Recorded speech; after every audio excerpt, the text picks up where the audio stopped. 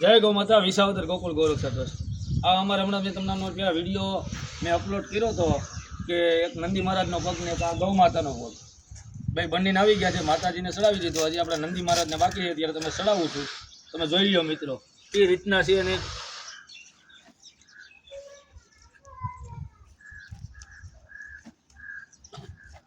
આ પગ અમારે 22,500નો એક પગ થાય.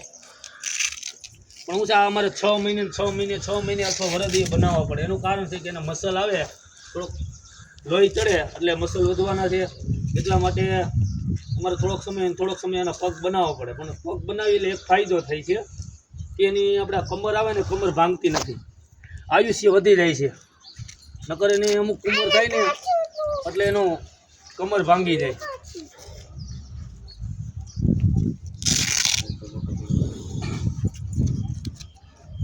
હા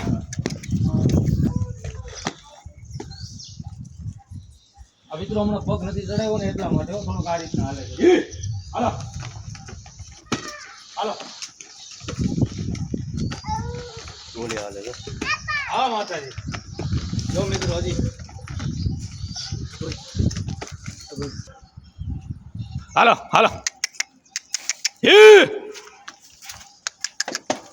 જો મિત્રો હજી હમણાં પગ ચડાવતા માતાજી જો કેમ હાલે જો